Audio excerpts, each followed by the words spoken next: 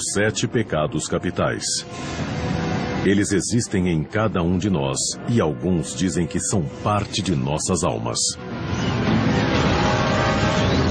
Esses pecados são fatais, eles têm um efeito gravemente destruidor na vida espiritual de uma pessoa. Luxúria, inveja, gula, preguiça, avareza, ira e soberba.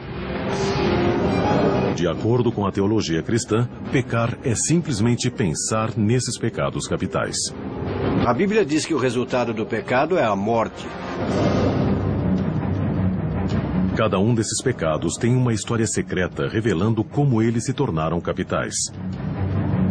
Os 7 pecados capitais tiveram um enorme impacto na história, na sociedade e em nossas almas. Você não pode transgredir a lei moral de Deus sem que alguém pague um preço terrível por isso. E o pecado que põe um preço em tudo é a avareza.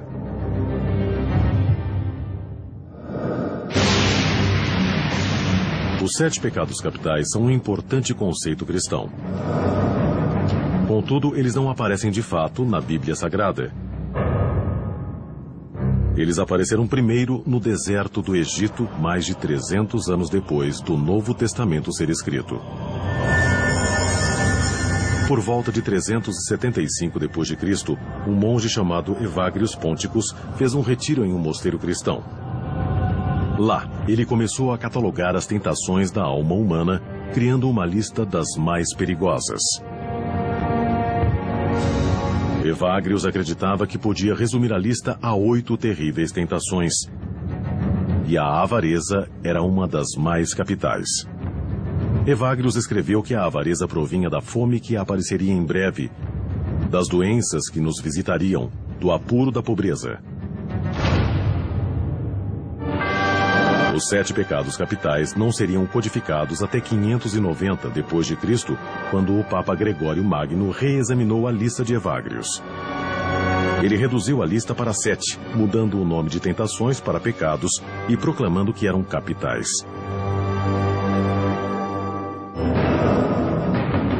Para o Papa Gregório, o homem avarento era um assassino.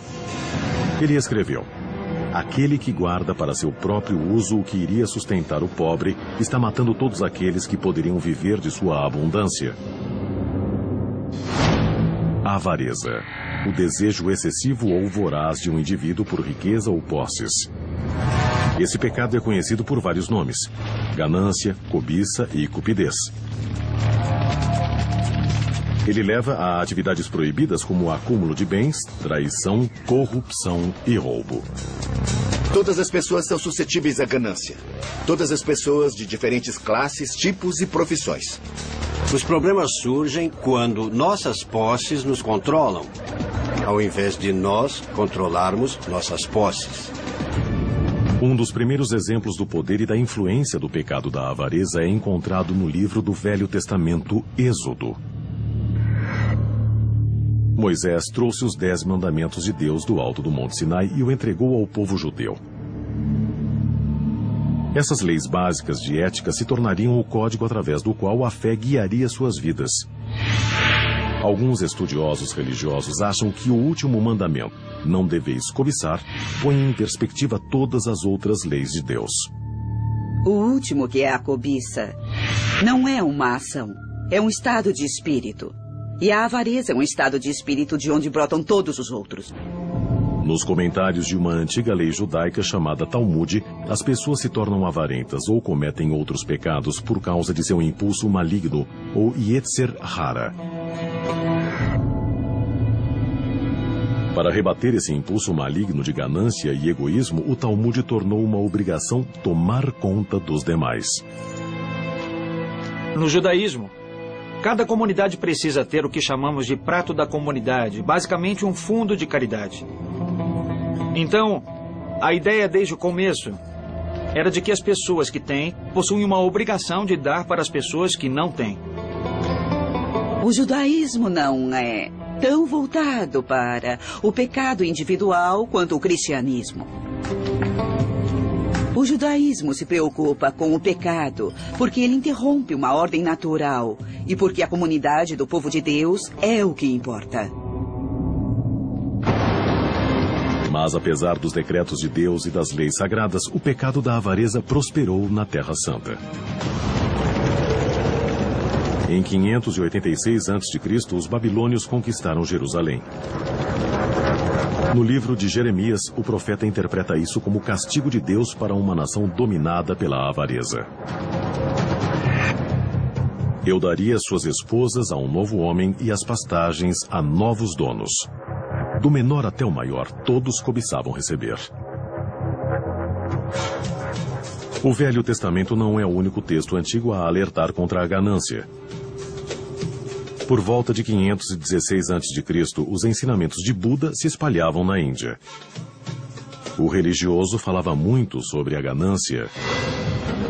Para chegar ao estado de Nirvana, Buda revelou as 4 verdades nobres que são conhecidas como a essência dos seus ensinamentos. A segunda delas é que o sofrimento provém do anseio de posses terrenas ou ganância. A crença de Buda no karma também levou-o a acreditar que os gananciosos são castigados tendo de renascer como espíritos famintos. Há um reino chamado de o mundo dos fantasmas famintos.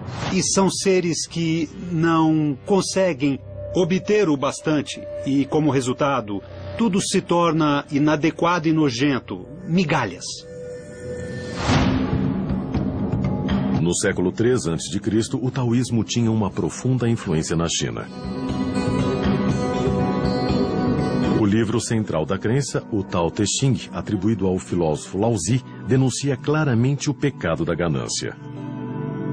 O Tao Te Ching diz que a ganância é a fonte de todo o mal da humanidade. Em 350 a.C., uma civilização mediterrânea contemplava de forma semelhante a natureza da ganância. A Grécia Antiga era fascinada pelo equilíbrio na arquitetura e na vida. A ganância era um excesso a ser evitado.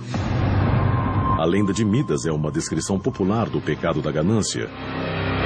Midas era um rei rico que queria ser ainda mais rico, transformando tudo que ele tocasse em ouro.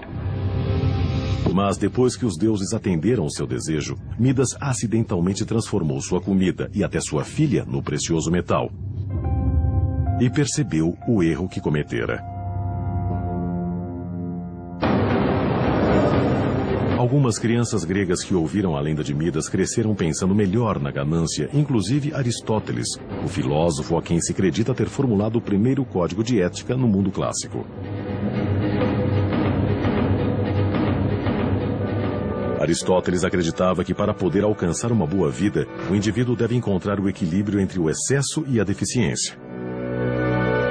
Ele encorajava a noção daquilo que chamava de liberalidade, a virtude de dar a todos o tanto que mereçam. Mas toda virtude tem seu oposto. Se você possui uma deficiência na sua habilidade de dar, você é o que Aristóteles chamava de avarento, que quer dizer mesquinho. Aristóteles via ganância em toda parte e escreveu: a ganância da humanidade é insaciável. Em 27 a.C., a glória da Grécia havia sido sobrepujada pelo poder de Roma. Eles eram os senhores de boa parte do mundo. Mas muitos temiam que seu sucesso no mundo havia corrompido suas almas. O escritor romano Horácio criticava a decadência que via ao redor de si com uma lista de 7 vícios: avareza, amor ao elogio e ira, preguiça, os 7 pecados capitais. Por séculos abalaram o comportamento do homem, mas não são temidos universalmente. O pecado da ganância era tolerado e até mesmo comemorado durante os primórdios do Império Romano. Então, por volta do ano 30 d.C., na província da Galileia, um prodigioso professor judeu pregava contra o pecado, com palavras que carregavam uma estranha e poderosa autoridade. Jesus de Nazaré proclamou: Afastem-se da ganância, pois a vida de um homem não consiste da abundância de coisas que ele possua. Ele resumiu a ganância quando perguntou: o que lucrará um homem se ele ganhar o mundo inteiro e perder sua própria alma? Jesus tem pouco a dizer sobre o valor do capital acumulado ou de acumular dinheiro. Mas ele tem muito a dizer para os pobres. E ele diz: vocês é que são os abençoados, não os ricos. E isso é claro que é falso. Sabemos que as pessoas de sorte são os ricos, mas não segundo Jesus. Tenho certeza que há motivos culturais para o cristianismo ter essa fascinação desproporcional com a ganância. E um deles, eu acho, é o fato de que o dinheiro e o mercado surgiram na mesma época. O grande porto do Império Romano de Ostia permitia controlar muito do crescimento explosivo do comércio internacional durante esse período. Carregamentos de comida, vinho, sal, escravos e mais escoava das províncias romanas. Parecia que quanto mais os romanos tinham, mais gananciosos se tornavam. O resultado foram os impostos. Os romanos tinham um jeito interessante de fazer as coisas. Primeiro eles invadiam você e depois te cobravam pela invasão. Eles nunca recolhiam os impostos pessoalmente. Ou haveria uma revolta. Tinham pessoas do local que pagavam para recolher os impostos.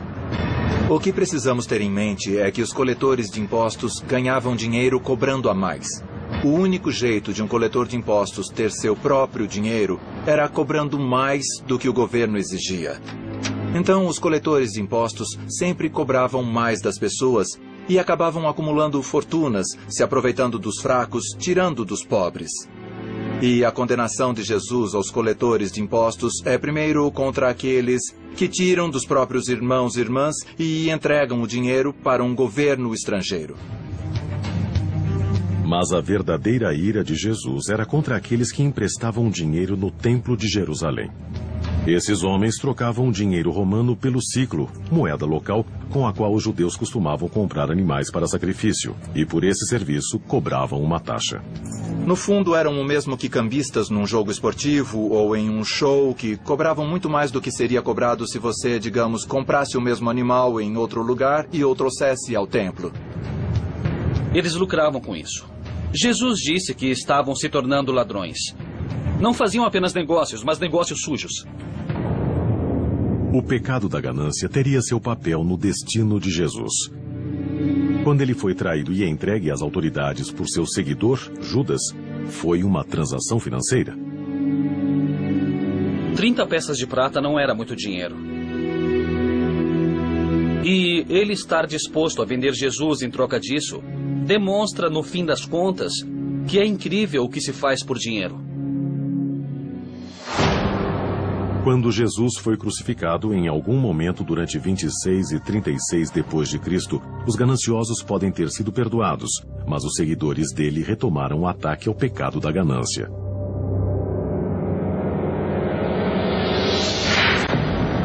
Jesus disse muitas vezes que o dinheiro era a raiz de toda maldade. Mas a frase vem da primeira carta a Timóteo, atribuída ao apóstolo Paulo. A famosa frase grega foi mal traduzida algumas vezes. O que Paulo realmente disse é que o amor ao dinheiro é a raiz de todo mal. Não há nada de errado em ter dinheiro. É o amor excessivo por dinheiro que é a raiz de todo o mal. A ganância nos afasta dos demais seres humanos. A máxima de Paulo foi traduzida para o latim radix omnium malorum avaritia, que na nossa língua quer dizer: a raiz de todo mal é a avareza. Em algum momento, por volta do final do quarto século, começaram a escrever isso em forma de cruz. Então, tínhamos radix aqui, depois tínhamos omnia, malorum, avaritia. E o que tínhamos era R-O-M-A. E era o jeito deles de fazer uma crítica à política. Víamos isso nos muros como uma pichação. O nome latino para Roma tornou-se uma crítica secreta dos cristãos contra o Império, que acreditavam ter sido corrompido pelo pecado da ganância. Alguns cristãos acharam refúgio da corrupção do mundo romano em mosteiros retirados. Um monge, Evagrius Ponticus, criaria a primeira lista cristã dos pecados capitais. Sua relação dos 8 pensamentos malignos. Evagrius achava que o pecado da ganância era especialmente perigoso, porque mostrava um temor do futuro. Ele notou que muitos monges fizeram voto de pobreza. E havia uma tentação para guardar um pouco de dinheiro, porque você precisa de uma reserva para se garantir na velhice. Mas o problema da ganância é esse acúmulo de ter sempre mais. E mais nunca é suficiente. De quanto você precisa quando quer mais. Frequentemente, as posses são uma maneira de nos proteger contra as incertezas. Mas, no final, estamos destinados a uma existência que fica além dessa vida. Além de tudo contra o qual tentamos nos proteger. Então, existe o perigo de investir energia demais ou poder demais para o dinheiro. A lista de Evagrius de pensamentos malignos ficou pouco conhecida fora do clero. Mas em 400 d.C., um contemporâneo dele, um advogado que se tornou cético chamado Prudêncio, fez uma lista semelhante de pecados e a colocou em um livro épico, The Psychomachia, ou Batalha pela Alma. É uma alegoria do conflito entre o vício e a virtude que acontece em todos nós. The Psychomachia realmente demonstrou por quase 1000 anos o verdadeiro pensamento de Cristo. Prudêncio transformou cada vício e virtude num personagem dramático que consegue falar e sentir. Prudêncio era um gênio. Foi a primeira vez que se personificou o pecado. Isso faz parte do que é significativo aqui. Em The Psychomachia, os vícios e as virtudes lutam até a morte numa batalha épica. A personificação permitiu que pessoas leigas entendessem mais claramente o risco espiritual envolvido.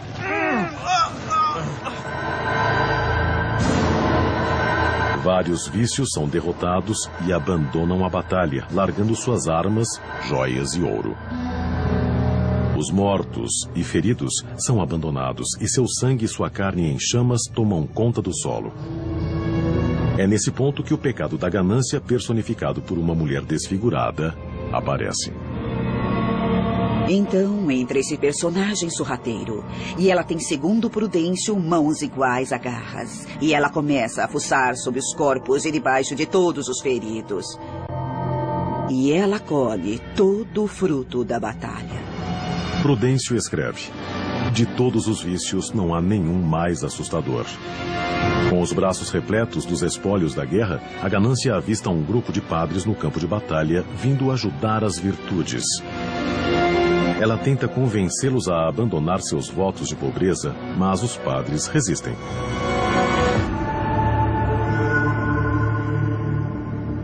Vendo que não conseguiria vencer a batalha assim, a ganância apela para a dissimulação e transforma sua aparência. E ela se limpa toda e coloca um vestido novo, e ela se torna a frugalidade. A ganância finge que sua cobiça é porque está preocupada com o bem-estar dos filhos. No final, a ganância não obtém sucesso. E seus truques a levam à sua morte. The Psychomachia acaba com as virtudes, derrotando os vícios. Mas o pecado da ganância iria evoluir e continuar a prosperar, mesmo enquanto o Império Romano desmoronava ao seu redor. Durante séculos, o Império Romano havia seguido os 7 pecados capitais e tentado ignorar as consequências. Mas em 500 d.C. já era tarde demais. Os romanos, outrora ricos, haviam se afogado em dívidas e seu império, muito extenso, havia se despedaçado. A ganância e os outros pecados tinham ajudado a destruir o estado mais poderoso na história do mundo. A Europa mergulhou na Idade das Trevas. Os aquedutos não funcionavam direito. O sistema de esgoto piorava a cada ano e surgiu uma praga. Era um pouco parecido com o Holocausto australiano dos filmes de Mad Max.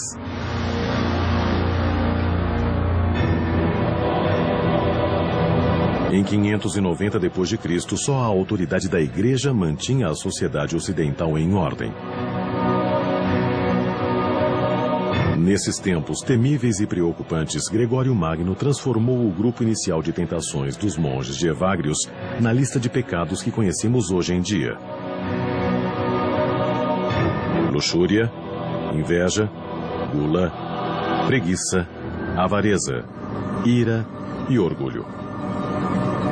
Os 7 pecados capitais haviam nascido e todos os bons cristãos precisavam conhecê-los e evitá-los. Acho que do ponto de vista da Igreja, você não pode ser ético se não conhecer algum padrão. Para uma pessoa da Igreja, a ética tem de se basear no seu compromisso com Deus. Os dogmas cristãos logo ecoariam numa nova religião daquele tempo, o islamismo. O Alcorão, escrito pelo profeta Maomé no século VII, é o texto central da fé islâmica. O livro diz aos seus seguidores que a jornada para dominar instintos básicos como a ganância é vital para se alcançar a pureza espiritual. Há uma metáfora na tradição islâmica que a pessoa gananciosa é alguém que se submeteu ao fardo de carregar essas coisas. E que a pessoa correta está livre da ganância.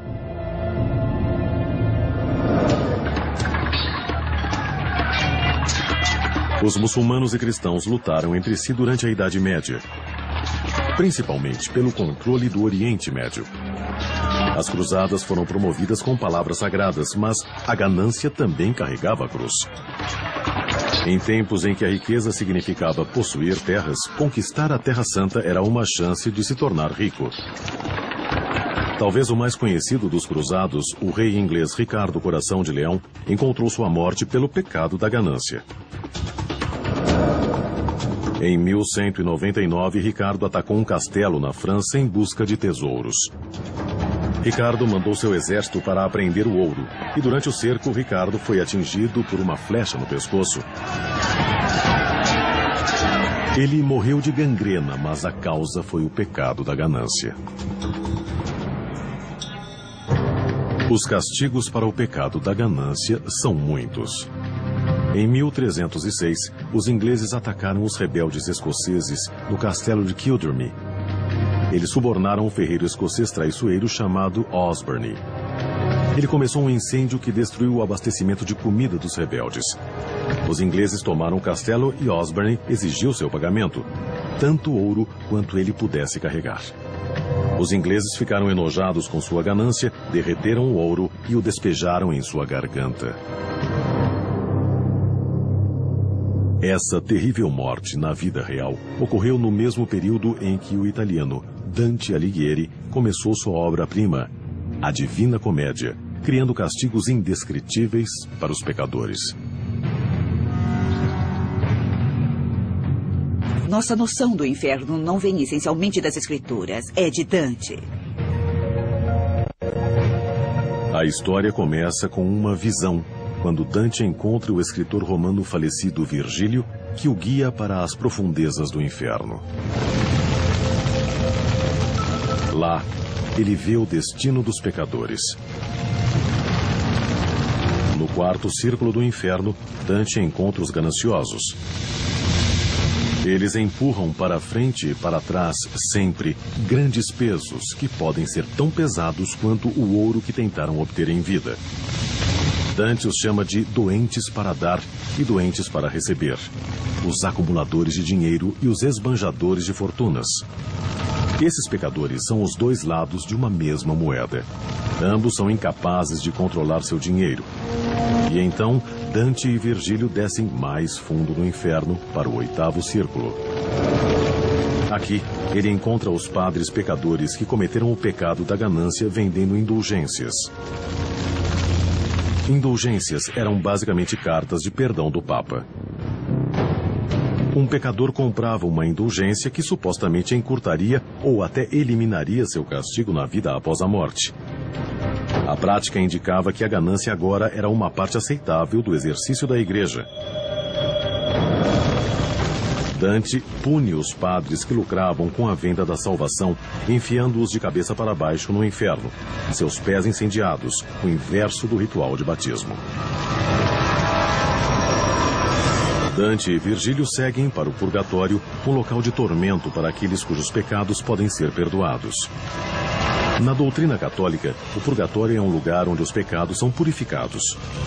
Os pecadores devem sofrer, mas eventualmente serão recompensados depois de seu castigo com a promessa do paraíso.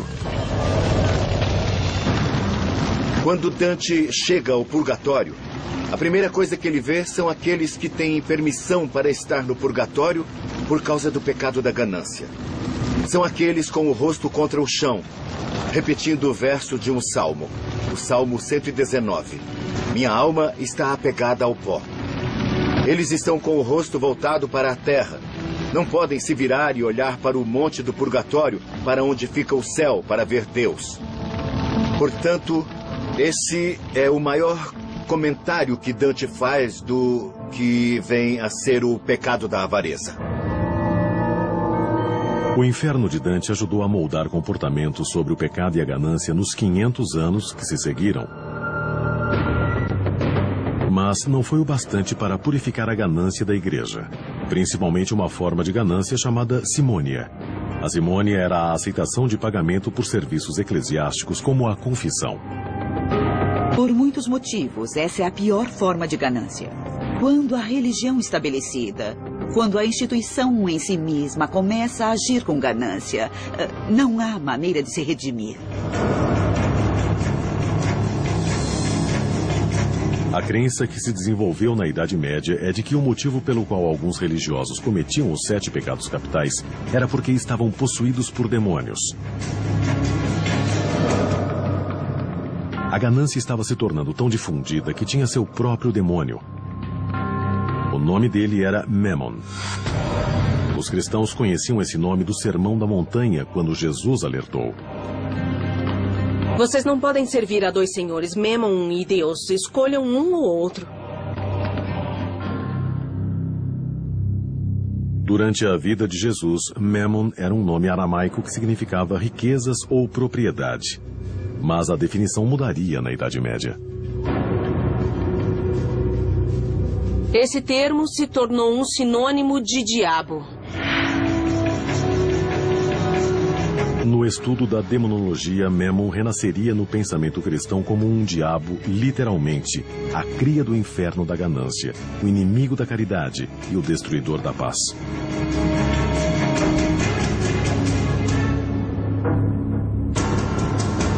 Mas conforme a Idade Média foi dando espaço para a Renascença, parecia que o pecado da ganância estava por toda parte. Em 1557, Peter Bruegel, o grande pintor alemão, retratou o pecado da ganância no quadro Peixe Grande Come Peixe Pequeno. O que temos é uma declaração simples de é claro que é assim que as coisas são. Os peixes pequenos estão lá para serem comidos e os peixes grandes podem comê-los. É assim que o sistema funciona. O capitalismo estava prestes a evoluir e o pecado da ganância nunca mais seria o mesmo. Os 7 pecados capitais foram originariamente catalogados pela Igreja Católica como método para produzir um comportamento mais respeitoso dos devotos. No século XVI, a crença e a ganância andavam de mãos dadas. Os europeus navegavam para o Novo Mundo para espalhar o cristianismo e encontrar ouro. Os protestantes que colonizaram a América do Norte pregavam as virtudes do trabalho árduo e da retidão, enquanto a classe mercante em ascensão acumulava riquezas pessoais. No século XVIII, o mundo estava começando a reexaminar o pecado da ganância e criou o próximo passo em sua evolução. Ele foi chamado de capitalismo. Em 1776, o filósofo escocês chamado Adam Smith publicou um exame do comércio chamado A Riqueza das Nações. O livro iria revolucionar o modo como as pessoas encaravam o dinheiro e a ganância. Os americanos acham que um único fato ocorreu em 1776, que é a Declaração da Independência. Na verdade, aconteceu outro fato muito importante, e na história do mundo, talvez tão significativa quanto a Declaração de Independência, foi a publicação de A Riqueza das Nações, escrita por Adam Smith. Muito bem. Este livro foi o primeiro documento a enumerar os princípios da economia e a enumerar o caso em que o capitalismo, a economia, o comportamento em proveito próprio dos indivíduos, o desejo de possuir e até mesmo a ganância podem ser bons. Smith, conhecido como o pai da economia moderna, originariamente escreveu sobre a ganância em seu trabalho de 1759, A Teoria dos Sentimentos Morais. Ele escreveu na época sobre os aparentes benefícios para a sociedade atuar em interesse próprio, concebendo um mundo onde a economia seria guiada por uma mão invisível. A mão invisível é o interesse próprio. A ganância é a motivação do comércio e das transações. Nós trocamos algo que valorizamos menos para obter coisas que valorizamos mais. Adam Smith defendeu a tese de que, através daquilo que ele chamou de mão invisível, com milhões de pessoas funcionando de forma egoísta, desejando coisas que querem através do mercado, que tudo acabaria dando certo. Smith complementou seu trabalho sobre a ganância com A Riqueza das Nações, onde ele escreveu sobre a busca do interesse próprio, dizendo exatamente que os humanos são atraídos pelo egoísmo e pela ganância. O importante sobre a ganância em economia é que a ganância é vista como um dom, que as pessoas têm motivos para consumir mais coisas. E o argumento da economia é que você pode cultivar a ganância em nome do bem social através dos mercados livres e competitivos. Porém, uma vertente repulsiva do sistema de mercado e o pecado da ganância evoluíram ao mesmo tempo: o tráfico de escravos. Já foi estimado que na longa viagem da África até o Novo Mundo, de 10 a 20% de escravos negros e da tripulação branca morriam. Mas esse era o preço de fazer negócios.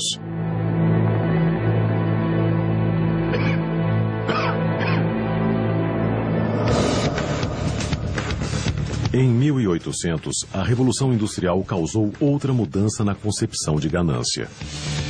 A escravidão agrícola fora extinta pela Guerra Civil Americana, mas uma nova classe de pobres explorados se encontrava trabalhando em péssimas condições nas cidades com fábricas.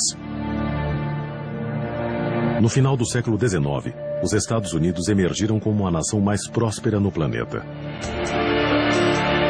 Também fez surgir um ganancioso grupo de investidores que ficaram conhecidos como os Barões da Borracha.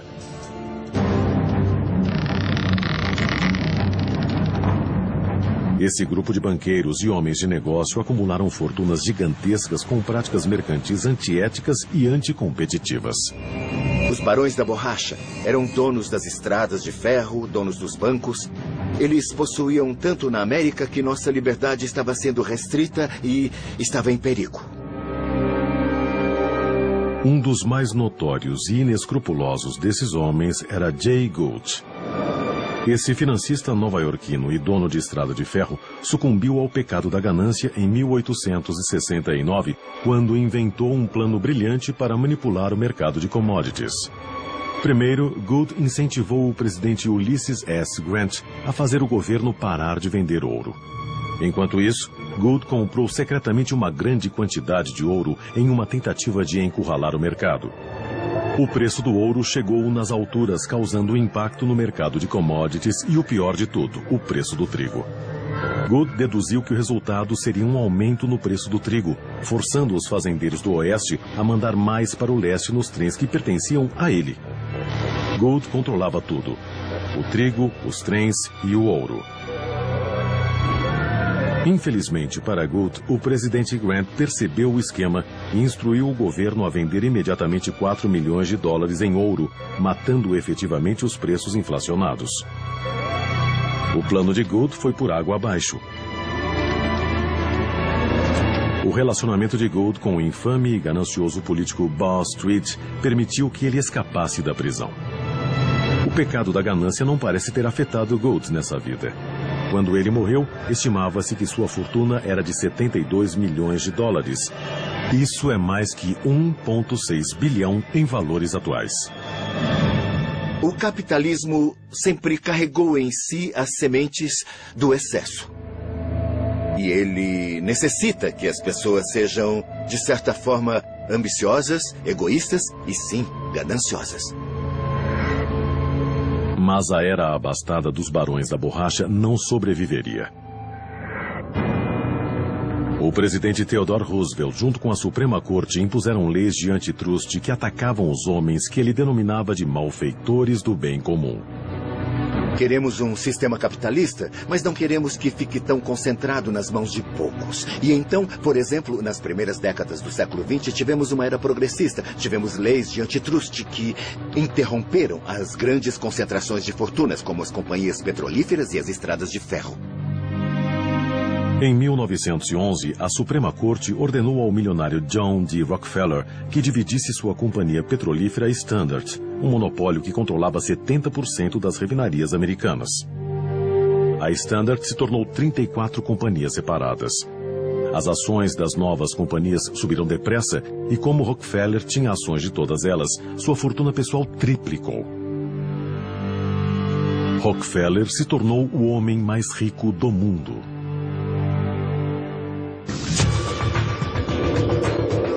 Era um momento determinante na evolução do pecado da ganância. Enquanto os Estados Unidos cresciam no século XX, o conceito de ganância mudaria para sempre. A percepção dos 7 pecados capitais evoluiu através da história. E nenhum pecado mudou tanto quanto a ganância. O século XX se tornaria o século da ganância. Mas seria uma viagem tortuosa. A Bolsa de Valores quebrou em 29 de outubro de 1929, iniciando a Grande Depressão. Acredita-se que uma das principais causas tenha sido o sistema bancário irregular, que permitia que poucos gananciosos ganhassem quantias absurdas à custa do povo. Acho que apostar na Bolsa de Valores é motivado pela ganância e no interesse pessoal. São pessoas que querem transformar uma pequena quantidade de dinheiro em uma grande quantidade de dinheiro e simplesmente estão dispostas a se arriscar. Mas quando a bolsa quebrou, afundou toda a economia junto com ela. O pecado da ganância havia quase arruinado o país. Um dos resultados da crise foi o temor pelos grandes negócios e iniciou-se uma onda de reformas econômicas e sociais. A Bolsa de Valores teve suas altas e baixas nos 50 anos subsequentes.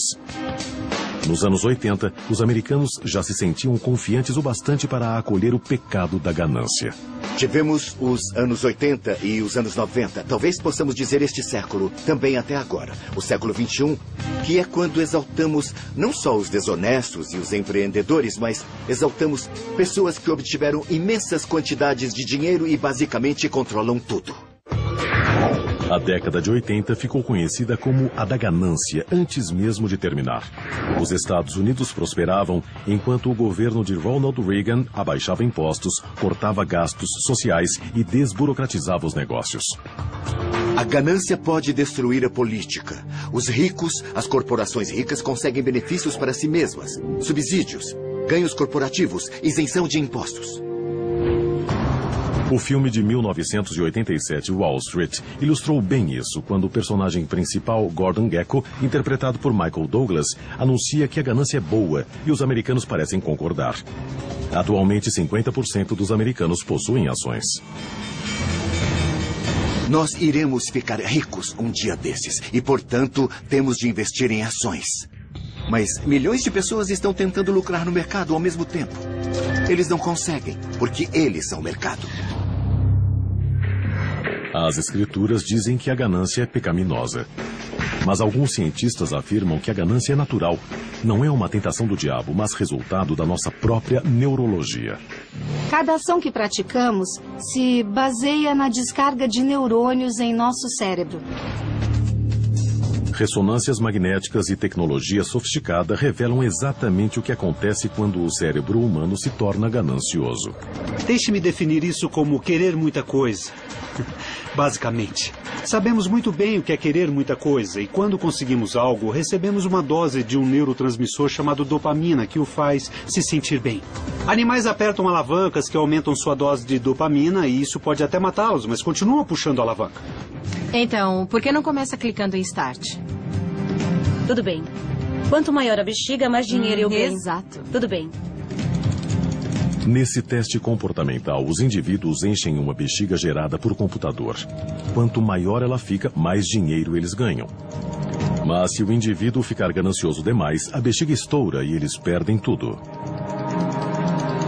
A questão não é ser ou não ganancioso. A questão é quão ganancioso. Como medimos a ganância. Como nos certificar de que a ganância de fato funciona para todos nós.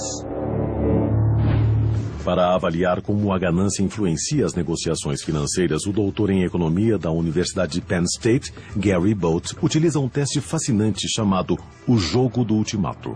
O jogo envolve dois negociantes. E eles buscam um acordo sobre como dividir $20. O que eu proponho é que você fique com $5 enquanto eu fico com $15 para mim.